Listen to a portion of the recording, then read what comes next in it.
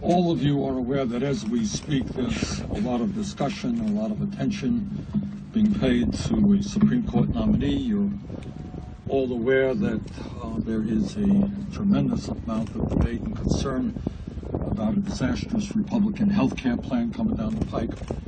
But the truth is there has not, of recent months, been enough attention paid to the crimes committed by Wall Street and the need to address those crimes.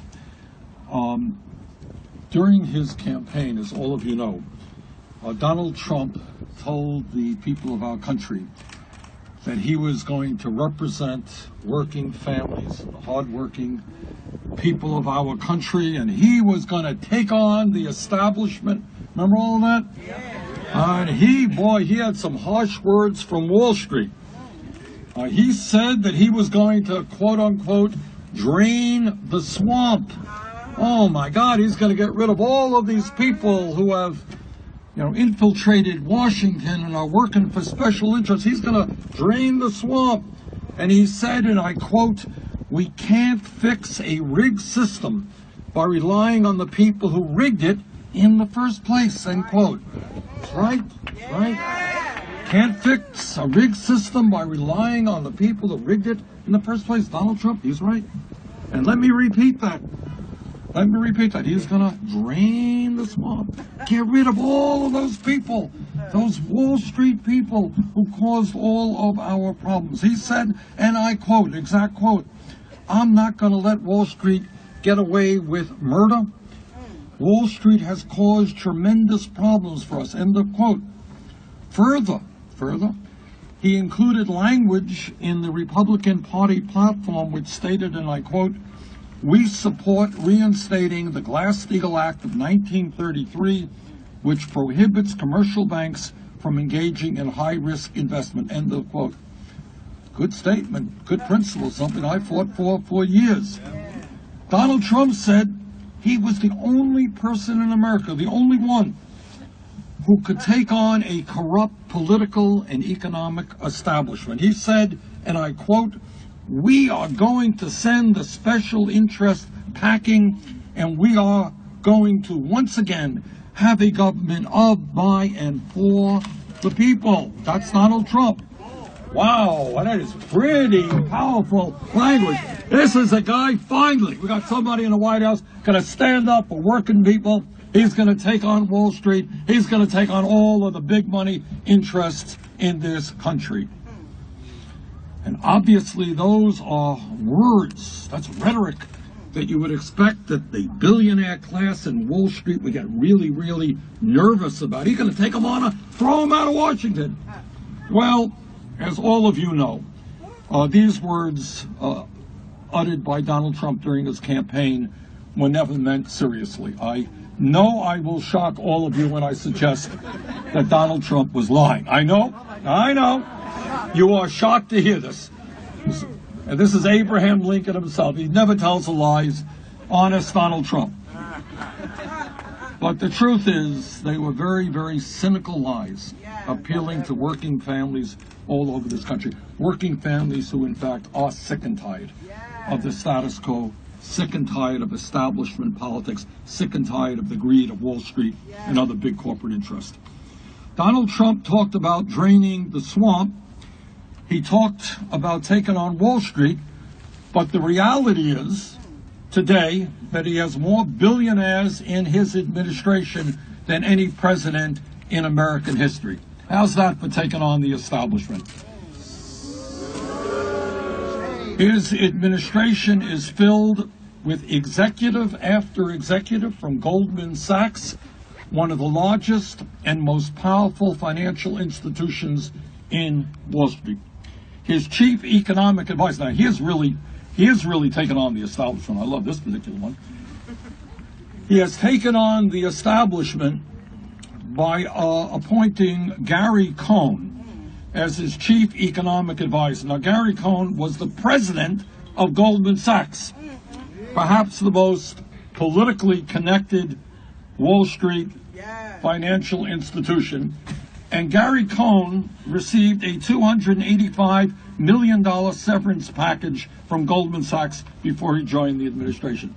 How's that for standing up for working people and taking on big money interests? Trump's Secretary of Treasury is another fighter for working people, comes from the ranks of the working class. His name is Steven Mnuchin. Mnuchin worked at Goldman Sachs for 17 years and is known as the foreclosure king for aggressively kicking 36,000 people out of their homes during the financial crisis. That's another fighter for working people. It is apparently not good enough for Trump to have the president of Goldman Sachs as his chief economic advisor. It's not good enough to have the Goldman Sachs foreclosure king as his treasury secretary. Not good enough. Now he wants Goldman Sachs go-to lawyer Jay Clayton to lead the Securities and Exchange Commission. Let us be clear. Jay Clayton is the embodiment of the greed that nearly destroyed our economy 9 years ago. Jay Clayton is the Wall Street establishment that Donald Trump said he was going to take on. Mr. Clayton has spent his career providing get-out-of-jail-free cards to Wall Street executives and helping financial institutions avoid government regulations and fines. Mr. Clayton helped Goldman Sachs get a $10 billion taxpayer bailout from the Treasury Department. You see, right now, as you all know, Trump has a budget which is going to cut billions from the needs of working families and low-income people. But back in 2009, we had all of Wall Street lining up for their welfare checks, including Goldman Sachs got a $10 billion bailout. And by the way, this Goldman Sachs firm was the same company that was fined $5 billion a few years later for mortgage fraud. So when we talk about the crime problem in America, I think you may want to start by looking at the greed and illegal behavior on Wall Street.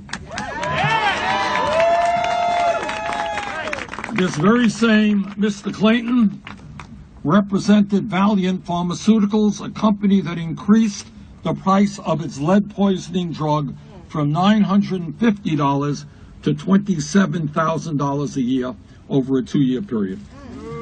Brothers and sisters, one of the great scandals of our time, and I think you all know this, is that virtually every major Wall Street institution ended up paying collectively over $200 billion in fines and settlement fees to the federal government for illegal activity since 2009. Over $200 billion from virtually every Wall Street bank. Question: how many of the executives on Wall Street who ended up paying $200 billion in fines were prosecuted and sent to jail? Anyone know the answer? Zero. The greed and recklessness and illegal behavior on Wall Street, as you all know, caused massive suffering from one end of our country to the other. Millions of Americans lost their jobs, and some of those workers have never gained their jobs back. Millions of people lost their homes, and millions of others lost their life savings when Wall Street tanked. Yet not one Wall Street executive, not one, went to jail. Not one major Wall Street executive was prosecuted.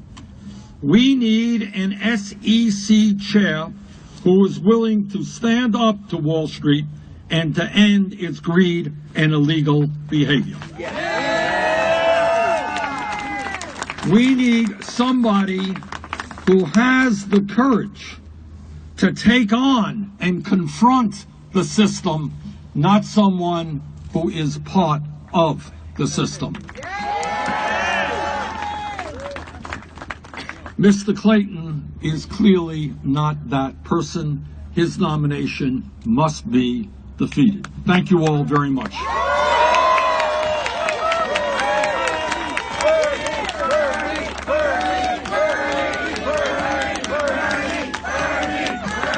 Thank you, Senator Sanders.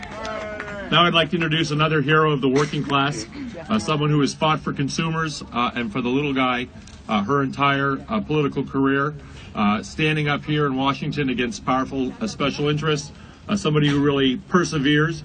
I'd like to introduce to you Massachusetts Senator Elizabeth Warren. Thank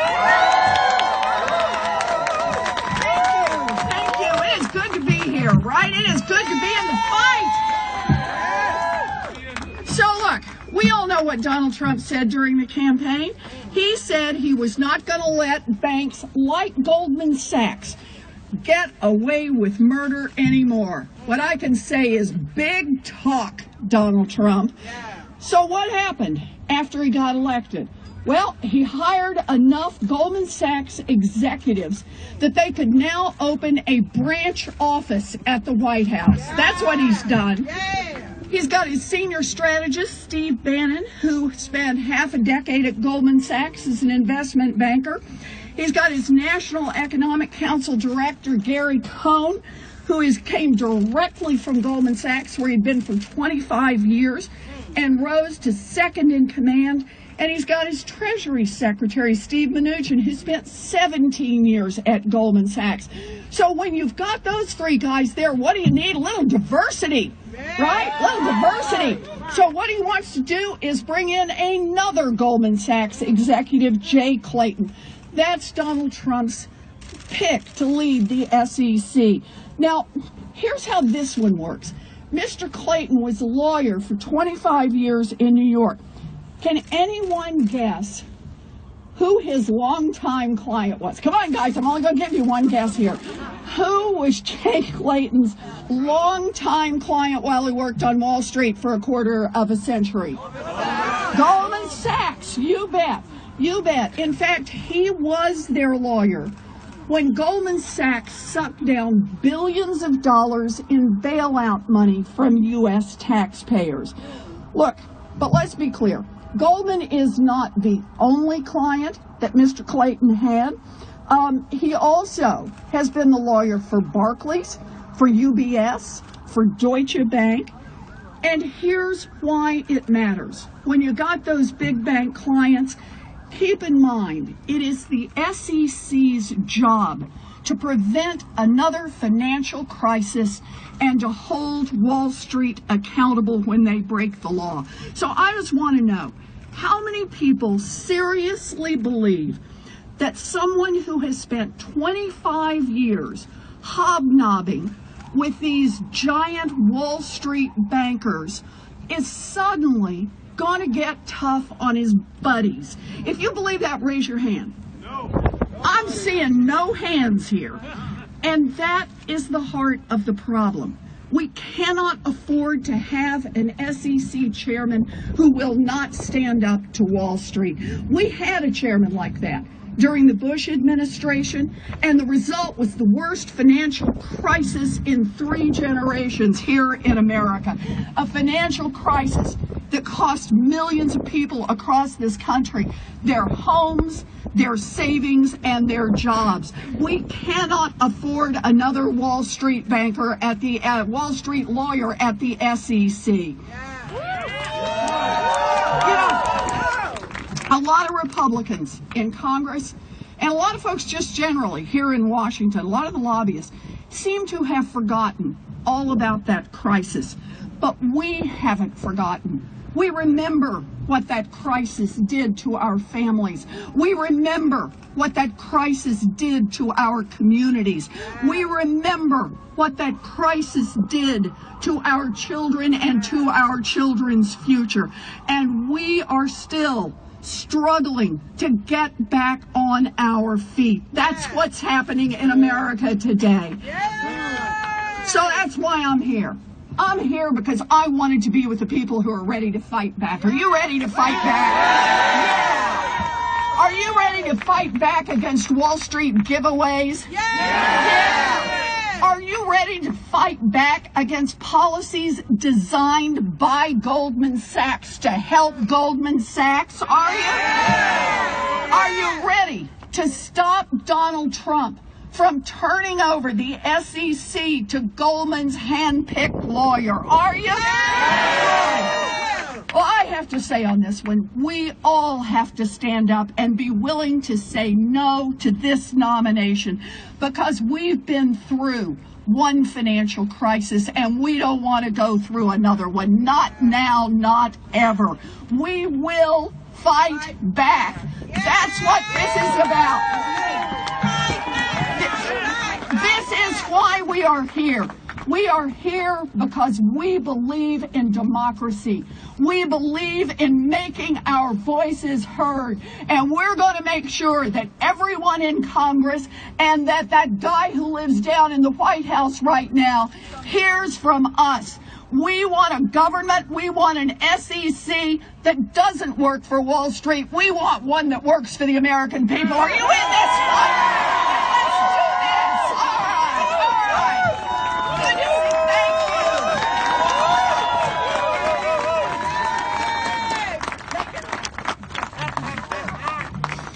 We're going to close up with just a few short remarks from some of our partners in this endeavor. I'd like to introduce Rob Weissman with Public Citizen.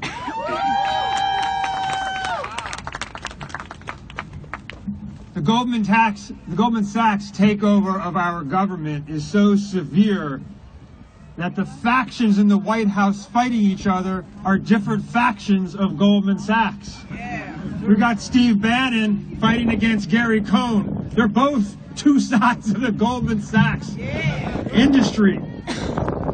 It may seem not that unusual anymore to have the most conflicted chair of the SEC in American history, because we already have the most conflicted Secretary of Education.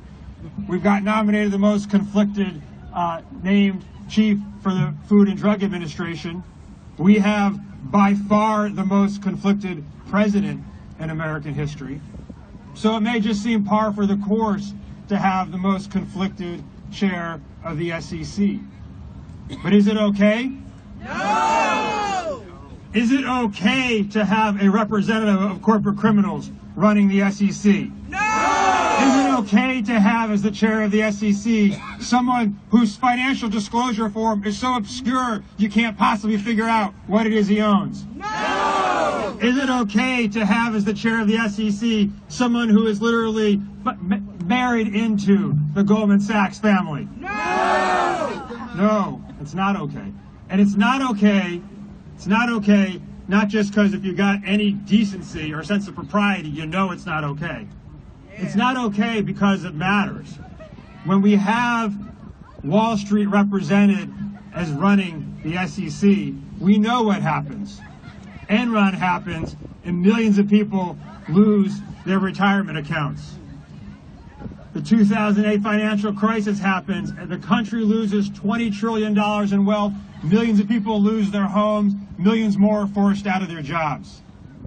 It's not okay to have Goldman Sachs, Wall Street, running the SEC. That's why the nomination of Jay Clayton must be rejected. That's why the Senate must vote him down. And if he does not, that's why all of us must hold the senators who let him go through, make sure they are held accountable at election time. Thank you very much. And now we're going to hear from Anthony Thomas and Alba Morales with Good Job Defenders.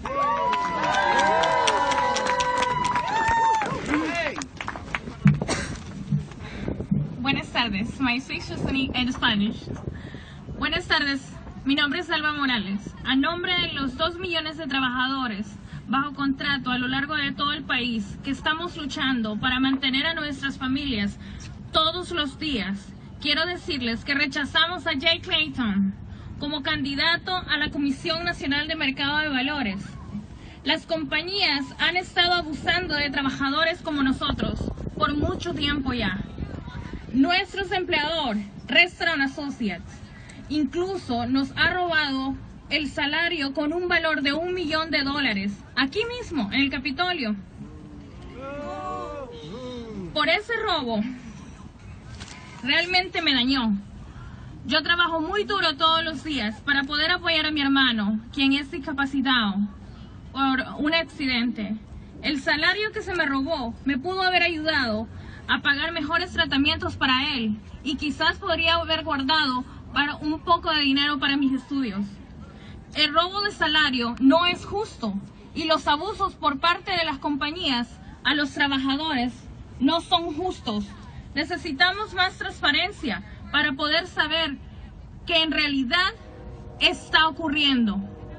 Durante la campaña presidencial, el presidente Trump hizo una promesa más trabajos, mejores salarios para los trabajadores, pero lo único que está pasando es que las compañías están tomando control de nuestro gobierno. Ahora ellos quieren instalar como jefe de la comisión a uno de sus mejores amigos. Esta comisión está encargada de garantizar que existen abusos financieros por parte de las compañías.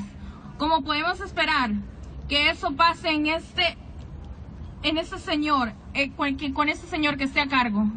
Por ejemplo, el ejecutivo de mi compañía ganó casi $8 millones el año pasado.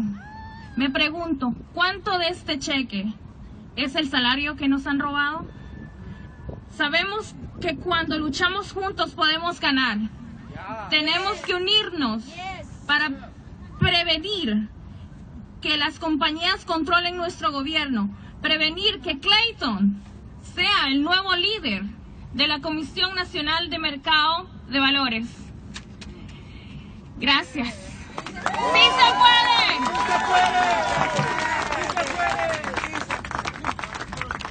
Good afternoon. My name is Anthony Thomas. I have a similar story. Mine's in English.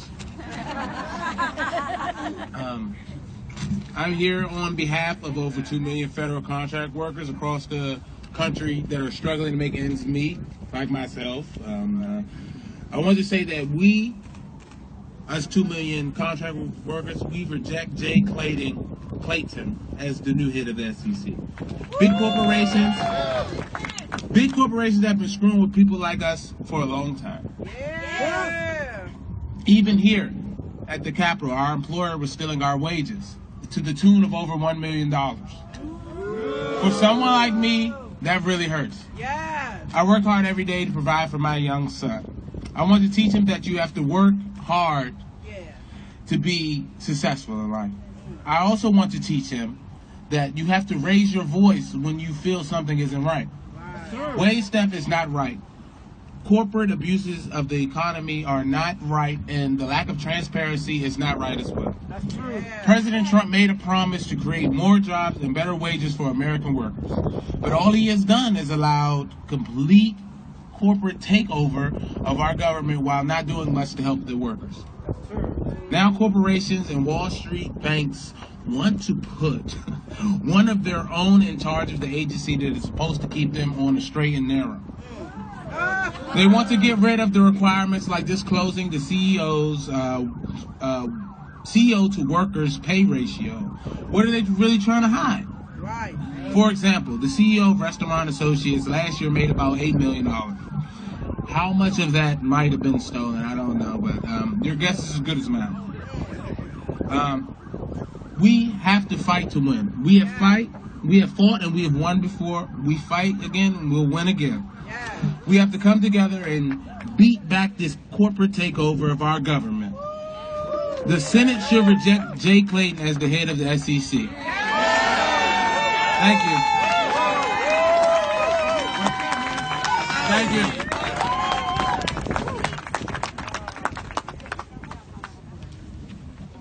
Now we're going to hear from Kurt Walters of Demand Progress. Thank you, Jeff, and thank you to everyone who's come out today.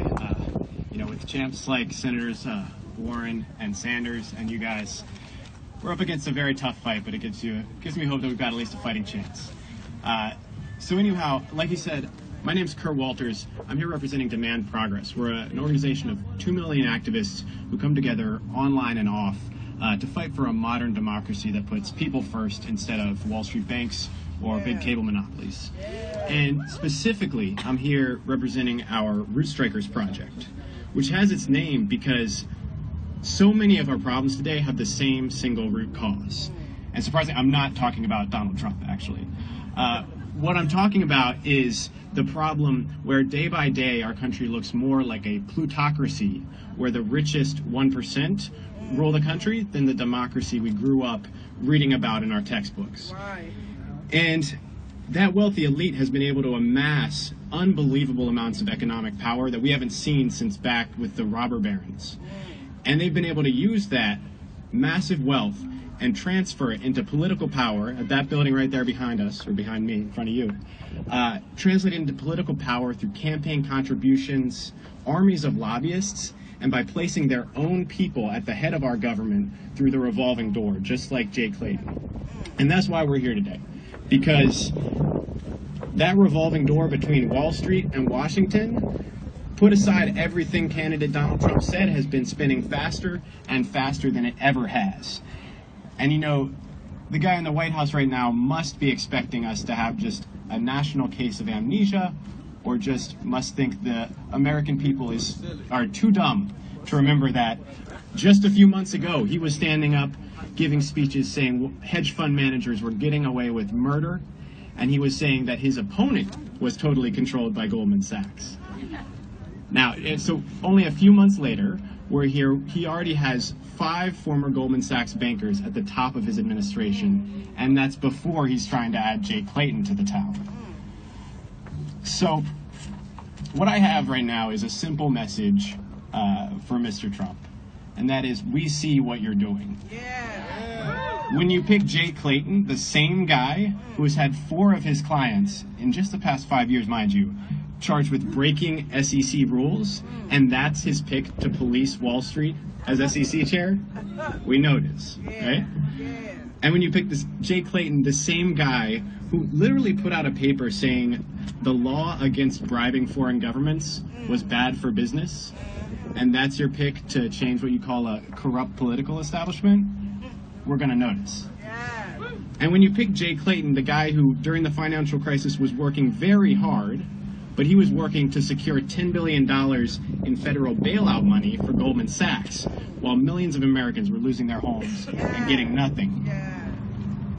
Better be sure we're going to notice.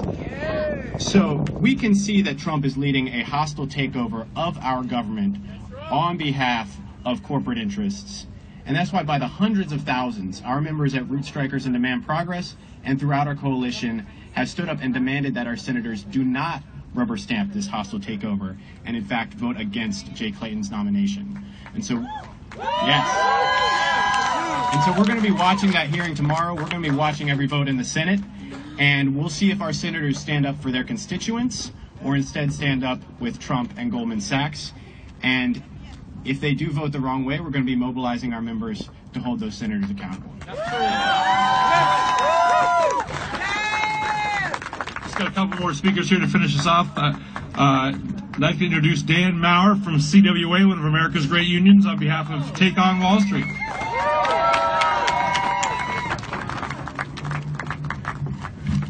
Good afternoon, brothers and sisters.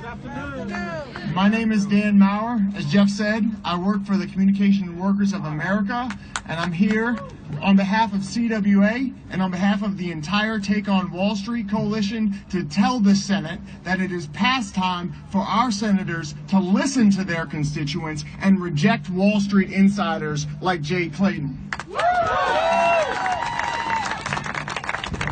The nomination of Jay Clayton to chair the SEC is only the latest sign that Goldman Sachs is being handed more power than it has ever had before to oversee our government and to oversee our economy. We've seen all too recently what happens when our cops on the Wall Street beat instead act more like cheerleaders for whatever the latest scheme that banks cook up is. And working families who are trying to make ends meet, like the 700,000 working men and women of CWA, cannot afford to experience the fraud, abuse, and job loss that we're going to see if Goldman Sachs gets even more power. Take On Wall Street is a coalition that's made up of dozens of labor, consumer, faith, and community action groups. We're united in our belief that Wall Street banks have too much power over our economy and too much power over our political system. To us, the bottom line is simple. Jay Clayton has made a career out of helping Wall Street banks evade the safeguards that we put in place to protect our financial system, and he's securing bailout funds for those very same banks. That's just an unacceptable profile for someone to be put in charge of the SEC. Now, the SEC is not the biggest household name, right? It's not. But in reality, it's actually one of the most important cops on the beat that's working to protect investors from fraud, to protect retirees from seeing their savings go up in smoke, and to protect American workers by stopping the strip mining of companies' productive assets that's used just to make Wall Street insiders a quick buck at the expense of thousands of jobs. Is that a job that we should be giving to a Wall Street insider like Jay Clayton? No! That's right. The answer is no. We cannot, we should not, we will not. We need an SEC chairman who puts American workers, consumers, and investors first. Not one who prioritizes the needs of the very same people who ruined our economy in 2008. CWA and the Take on Wall Street Coalition are ready to fight to stop this nomination. We know it won't be an easy fight. Goldman Sachs has all too many friends in that building right behind me.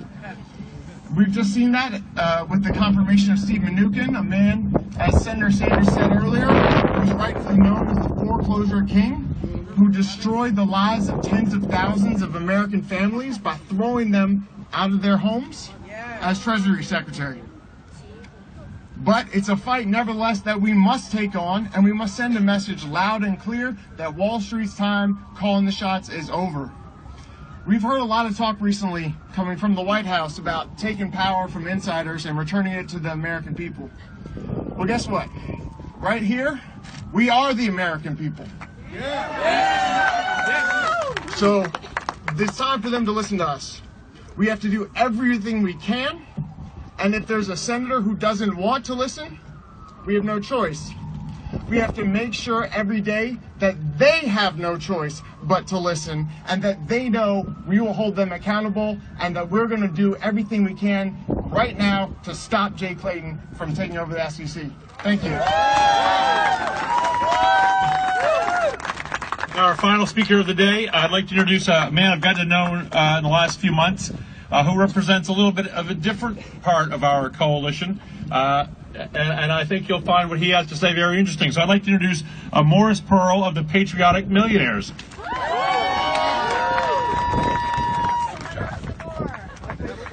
Yeah, thank you, Jeff. I am Morris Pearl. I represent a group of the Patriotic Millionaires. We have a group of hundreds of the wealthy business people, wealthy executives, and wealthy retirees all over the country who realize that the growing inequality in our country is not working. It's not working for the poor people. It's also not working for the middle class people. It's not working for the rich people. It's not working for America, and we have to let it stop. We've spent decades on Wall Street seeing the damage that can be done when the SEC is not paying attention. Just like we don't watch basketball games where the coaches are allowed to pay the referees, we cannot have a system where the executives of the companies are allowed to change the rules, are allowed to make the rules to meet their own needs. We need an SEC chair who will look out for investors. If we have a chairman of the SEC who's only looking at the short-term profits of the banks and the law firms, then they're going to kill the golden goose that's been laying eggs for America for many years. We have America, the financial capital of the world, not because of freedom for banks to do whatever they want, because of our strong regulatory culture. That regulation is what gives people the confidence to invest in America. That's been what's making America a winning country for all of these years. And that is what is going to be destroyed if we have an SEC chairman who is more concerned about letting people get off easily and not enforcing rules and letting the bankers have the way of whatever they want to. They are going to have short-term gains and in long-term destroy what has made America great again. We must have an SEC chairman who will enforce the rules. We must have an SEC chairman who wants to require the companies to disclose their political spending also. We do not see voters voting for the allowing unlimited secret political campaign spending by large corporations. That is a decision made by the chairman and the commissioners, that building right over there that you walked by.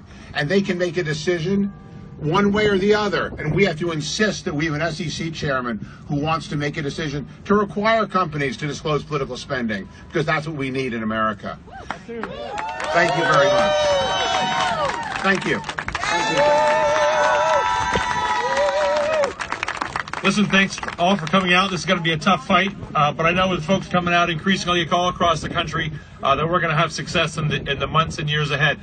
There is a petition drop going on, so those of you who are going to be involved in that, there's a guy named Kyle in the back who has a haircut similar to mine, not quite as distinguished, but similar to mine, who's right in the back with his hand up, and he can help you from here. So thank you all for coming out very much. Let's go fight him. Take care.